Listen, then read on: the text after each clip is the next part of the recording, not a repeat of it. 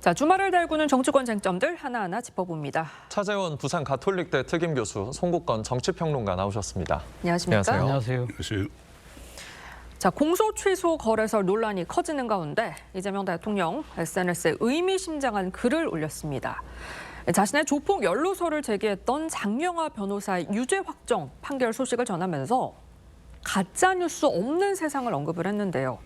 지금 이 시점의 메시지 어떻게 해석을 해야 될까요? 앞서 우리 리포터에서는 지금 김어준 유튜브에서 제기됐던 공소 취소 거래설에 대한 오해적인 비판이라는 해석을 했습니다만 저는 그 의미도 있다고 봅니다만 네. 사실은 그 우회적인 메시지보다는 직접적인 메시지를 우리가 먼저 새겨야 되지 않을까 하는 생각이 드는데요.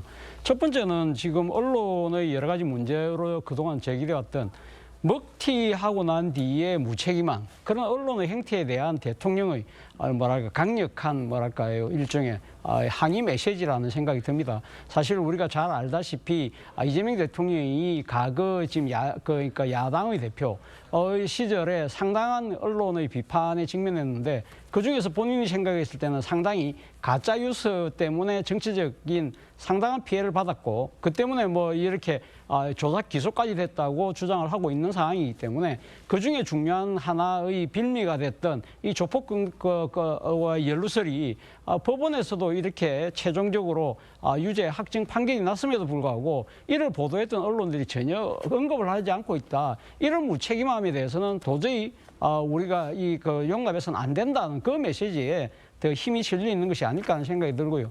또 하나는 소위 말하는 따옴표 저널리즘에 대한 문제 제기라는 생각이 듭니다. 예. 사실 당시 자신과의 정치적 거리의 대척점에 있었던 이 장영하 변호사가 이런 연루설을 제기했을 때 언론들이 정확하게 검증을 하지 않고 무책임하게 받아쓰기식으로 보도한 부분, 이런 부분들에 대한 자기 반성이 없다는 부분에 저는 좀 더 이 메시지의 방점을 찍은 것이 아닐까라는 생각이 든다는 겁니다. 예. 네. 공소 취소 거래설에 어제 청와대가 참전해 부적절한 가짜 뉴스라고 직격했죠. 홍익표 청와대 정무수석의 목소리 들어보시죠.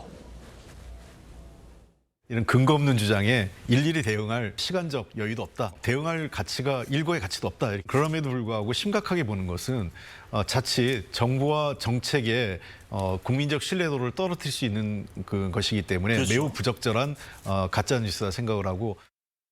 네, 이례적으로 청와대가 직접 메시지를 냈는데 네. 어떻게 보셨습니까? 일단 이재명 대통령의 SNS 글하고 같이 이제 맥락을 같이 하는 것이죠.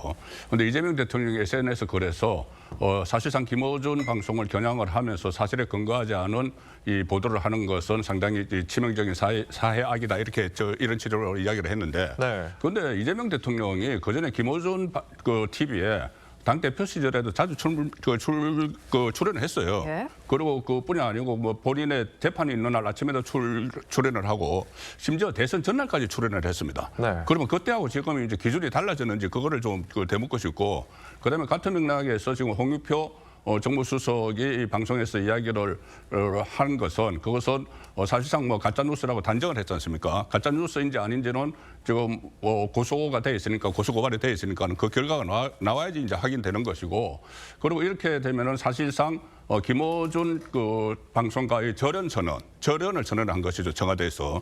그렇게 된다면은 김어준 방송에서는 앞으로 이제 어떻게 반응을 보일 것인지. 그리고 김어준 방송이라면 김어준 씨 뒤에 김어준 씨와 연결된 쪽은 또 정청래 대표도 있지 않습니까? 네. 그럼 결국은 그러니까 진보 정권이 분화가 되는 그런 상황이어서 이재명 대통령 본인에게도 좀 부담이 가는 상황이 될 것 같습니다. 네, 후폭풍이 커지는 가운데 민주당 내부에서도 친명계를 중심으로 김어준 씨를 향한 날선 비판이 이어지고 있습니다. 방송 출연을 하지 않겠다는 목소리도 번지고 있는데요. 직접 들어보시죠. 아마 출연자가 많이 좀 감소하지 않을까 이렇게 생각을 하고요. 저는 개인적으로는 출연하지 않은 지는 꽤 오래된 것 같습니다. 섭외 봐도 안 나오고 싶어요. 특정 언론 유튜브에 그냥 국회의원들이 줄 서가지고 아련하듯이 있는 모습이 좋은 건 아니잖아요. 네, 또 하나의 관전 포인트, 바로 이 김어준 씨가 연일 이재명 대통령과 각을 세우면서 이 유튜브 구독자 수가 약 한 달 새 4만 명 가까이 줄었다는 겁니다. 이 구독자 이탈이 의미하는 바 어떻게 보십니까? 아무래도 김어준 씨에 대한 일종의 실망을 넘어서 지금 분노의 단계 때문에 사실 구독자들이 지금 이탈하고 있는 것이 아닐까라는 생각이 드는데, 앞서 제가 말씀드렸습니다만 이재명 대통령의 이번 메시지에 이 소위 말하는 먹튀성 무책임에 대한 이 질타가 있었다고 하는데요. 사실 그런 관점에서 본다고 한다면 김어준 씨의 이번 그 공소 취소 거래설 이 부분도 그 기준에서 벗어날 수가 없는 것이죠. 예. 맨 처음에 그 장인수 기자가 그때 출연을 해서 이 이야기를 처음 제기했을 때 사실상 김어준 씨가 맞장구를 쳤잖아요. 큰 취재에 특종을 했다는 식으로 이야기를 했다가 파장이 커지니까 그 뒤에서 뭐라고 이야기를 했습니까? 이재명 대통령이 그럴 사람도 아니다는 식으로 이야기를 했고 네. 그리고 자기는 사진에 몰랐다는 식으로 지금 발을 빼는 상황이잖아요. 예. 이러한 부분들이 상당히 아마 이 지금 기존의 그 기성 언론들하고 뭐가 다른 거야? 똑같은 행태를 보이고 있는 거 아니냐? 그리고 자신의 잘못에 대해서 왜 진솔을 사과하지 못하느냐? 이런 부분들이 분명히 작용하고 있는 것 같고 또 하나는 사실 이재명 정부 출범 이후에 계속적으로 누적되어 왔던 여권 내 지지층들 간의 입장 차이가 이제 일종의 뭐랄까요 하나의 폭발 일종의 변곡점을 넘어서 서서히 분화하는 하나의 결정적인 계기를 맞이한 것이 아닐까라는 생각이 듭니다.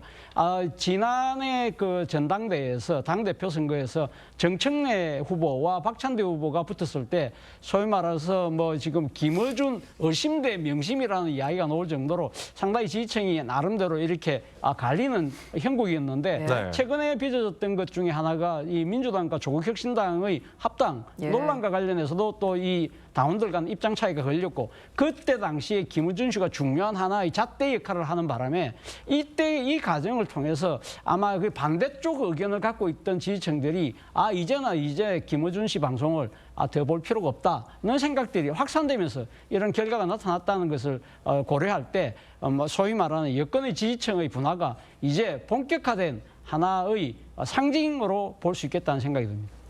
자, 논란의 중심 김어준 씨는 지금 어떤 입장일까요? 김어준 씨, 무고라는 단어를 꺼내들며 반격을 예고했습니다. 들어보시죠.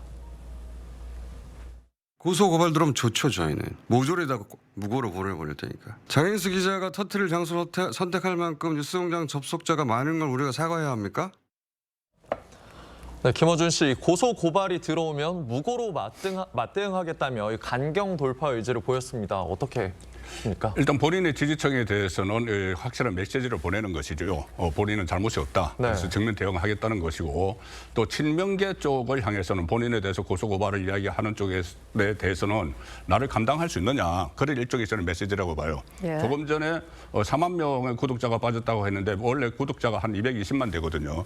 그중에서 4만 명 정도 빠져나가고 앞으로 좀 더 빠져나간다고 해도 여전히 김어준 씨를 지지하는 그 네티즌들이 있어요. 그리고 또 구독자들이 있다고 하면은 김어준 씨는 그것을 지키기 위해서라도 강경 대응을 할 수밖에 없는 상황이죠. 예. 그러면 조금 전에도 말씀드렸지만 이것은 결국 이재명 정권의 부담이 되는 겁니다. 이 4만 명이 빠져나갔다고 하지만 여전히 한 200만 명 정도가 구독을 하고 그래서 김어준 씨가 계속 뭐 무고죄로 다 걸겠다 이렇게 강경 대응을 하면은 그것은 정권의 부담이 될 수밖에 없는 상황인데 이게 그 어떻게 매듭이 되어질지 지금 다음 주부터 좀 새로운 전개가 시작이 되겠죠. 네, 김어준 씨 지금 구독자 수는 226만 명이라고 합니다. 김어준 씨가 사과를 해야 한다는 주장도 이런 가운데 힘을 얻고 있는데요. 직접 들어보시죠. 하루에 뭐 수십만 명이 보는 것 아니겠습니까? 책임감 있게 사과를 하고 그리고 나서 재발 방지 조치에 대해서 어떻게 할 것인가 얘기를 해야죠. 장을 만들어준 이게 이제 워낙 폭발력이 큰 내용이기 때문에 지금 일파만파된 거에 대해서는 언론사의 대표로서 또는 그걸 진행했던 사람으로서든 간에 유감을 표명하는 것이 맞다. 교수님 보시기에 계속 이런 상황이 지속된다면 뭐 혹시 당 내분 혹은 내부에서의 뭔가 균열음이 생길 수 있다고 보십니까?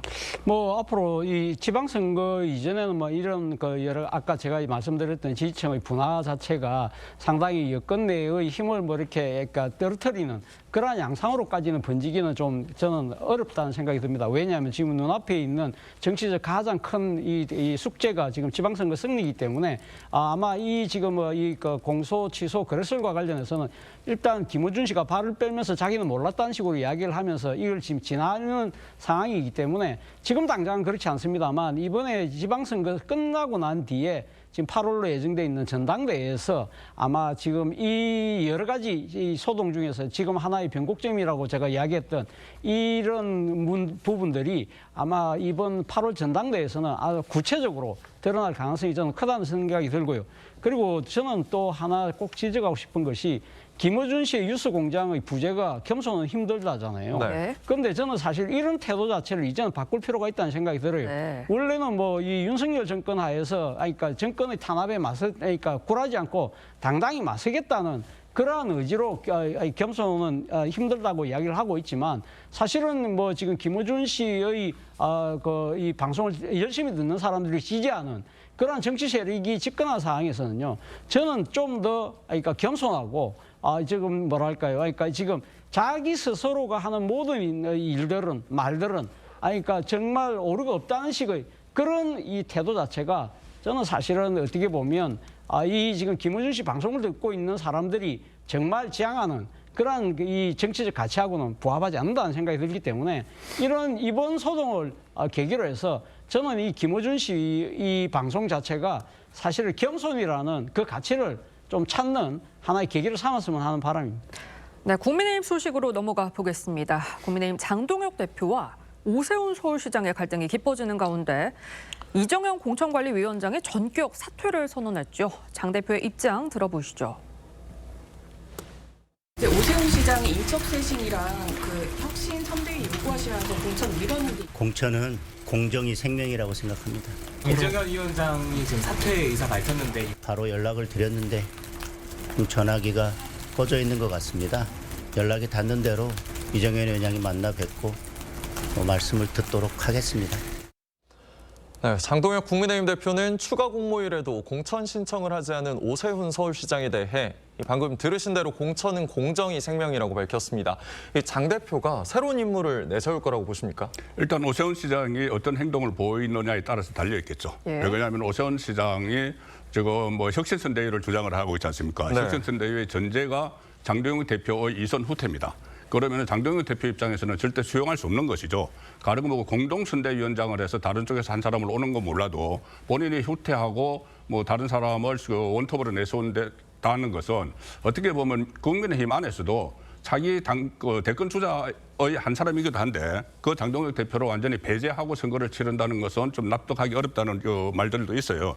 그렇기 때문에 오세훈 시장이 지금의 그 혁신선대위 주장을 계속하는 한 다시 오세훈 시장에게 뭐 문을 열 가능성은 저는 상당히 희박하다고 봅니다. 그런데 지금 3명이 경선을 신청을 했죠. 그 신청을 했기 때문에 만약에 한 번 더 해서 오세훈 시장의 출마가 봉쇄가 된다면은 또 다른 이렇게 그게 희망을 하는 사람들이 더 들어올 수가 있어요. 그 경우까지 가정을 지금 하고 있지 않나 싶습니다. 네, 이런 가운데 최근 오세훈 시장, 김종인 전 비대위원장과 독대한 걸로 알려졌거든요. 뭐 남경필 전 경기도지사, 유승민 전 의원이 선대위원장 후보군으로 거론이 되고 있고요. 지금 선대위원장은 어떤 인물이 적합할까요? 뭐 지금 뭐 이거 하마평에 올라 있는 분들은 다 정치적인 뭐랄까 능력과 자질이 되시는 분들이고 그래서 아마 지금 울망에 올라 있는 것 같은데요. 저는 누가 되더라도 가장 중요한 부분은 뭐냐면 사실은 그러니까 혁신선대위원장이 말 그대로 혁신에 걸맞는 당의 노선과 진로를 결정할 수 있는 권한을 갖느냐 못 갖느냐가 가장 중요하다는 생각이 들어요. 지금 뭐 그러니까 이 장동혁 대표 체제가 지금 당내에서 지금 강하게 요구되고 있는 노선 전환에 대한 소위 말해서 보수의 진정한 가치를 재정립하자는 그런 목소리에 전혀 그러니까 지금 경청하지 않고 자기 마이웨이로 가는 상황에서 지금은 그러니까 목전에 닥친 이 선거 때문에 그러면 잠시 혁신위원장이라는 당 간판만 갈아치워서 일단 선거를 치르자는 이야기는요. 유권자 입장에서는요. 눈 가리고 아웅하는 것처럼 보인다는 것이죠. 그렇다고 한다면 정말 혁신선대위원장이 누가 되든 제대로 된 한 일종의 파괴력을 발휘하려고 하면 그 혁신선대위원장이 요구하는 대로 사실상 당의 노선과 일종의 뭐랄까요 가치를 재정립하는 그런 것이 병행되지 않고서는 누가 혁신위원장이 된다 하더라도 저는 백약이 무효라는 생각이 듭니다. 네, 지금까지 정치권 쟁점 짚어봤습니다. 두 분 말씀 여기까지 듣겠습니다. 감사합니다.